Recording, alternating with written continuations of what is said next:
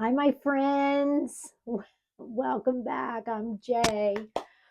Oh my goodness, it's Sunday. It's soaking day. But you know what? I didn't. I soaked a little bit in the Word, but I didn't go to church. We went fishing. And oh my goodness, it is such um, it is such a wonderful time for us to get away and go fishing. But when I'm out there on the boat, all I could think about was that garden living.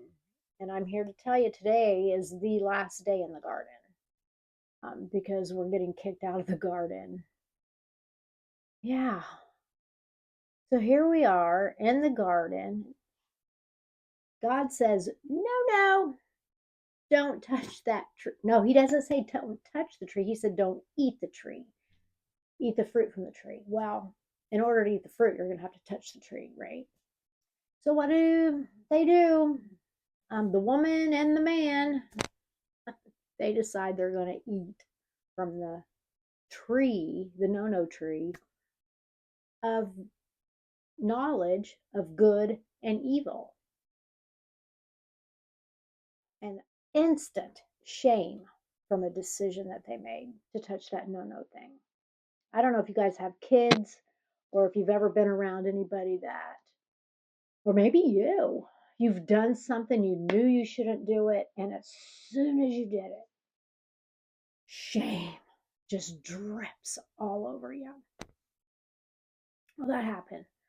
That happened with the very first man and woman on the planet. Same thing. Nothing. There is nothing new under the sun. And God was a little bit disappointed. He was a little bit upset. Oh, and another character shows up in the garden. So we're just in chapter 3. All of this is happening in the first 3 chapters of the Bible, the book of Genesis. So a new character shows up, but it's a serpent. And back then, when it was man, woman, and they really didn't have names yet, man, woman, and a serpent, the serpent walked around, and God walked around the garden. Here, the man and the woman are very shameful because they realize they're naked and they realize they did something they weren't supposed to do. And we've all been there. We have all been there. But God's not happy. There are consequences. There's consequences for the serpent. He loses his legs. He has to now crawl around on his belly. The woman will now experience birth pains during childbirth. And here's, I mean, I've read these stories like a lot, but a pastor that I listen to, he's like, when you read these stories, read them slow, read them over and over and over and read them slow because new things will, like light bulbs will come off. And a light bulb. So I always knew that women, because of eating the, apple, Adam ate the apple, Eve ate the apple, from the no tree.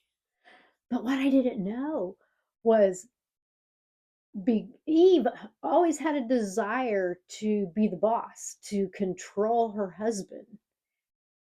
And up until this point, I think she probably did because she's the one that initiated the eating of the tree. But because of the disobedience, the um, not heeding the warning of God about not eating on the no tree,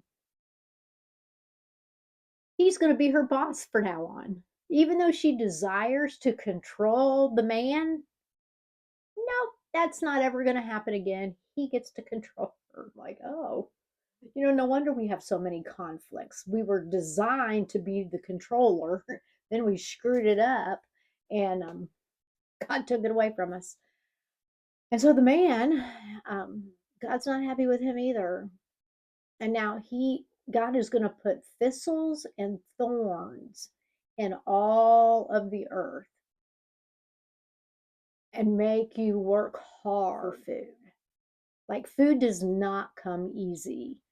Um, and you guys, we don't really live in that agricultural era anymore, but farming is not easy at all. So the other thing that happens to, I think, all three of the characters, definitely I know Adam and Eve, but I think the serpent as well, they get banished from the garden. Like, you can't go back there anymore. Can't go back there. And now a creature I never heard of before shows up, and it's called a cherubim, a mighty cherubim. Like, not the cute one you sit on the shelf that slings arrows to make people fall in love. A mighty cherubim with swords made out of flames to block the way to the tree of life. So no longer do we have access to the tree of life.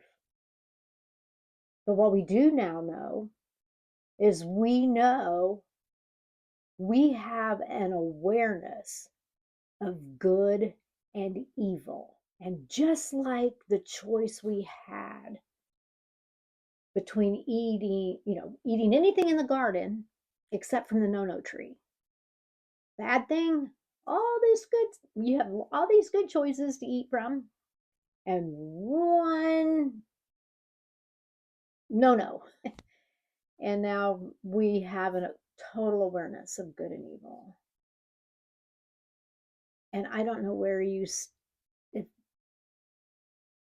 and it said in there that their eyes were instantly open. And I don't know if your eyes are open to the shame, or not the shame, but the evil of this world. But there is some evil happening in this world right now. But we have choices. We can focus on that, or I choose to focus on the good. And I'm going to give you a little secret.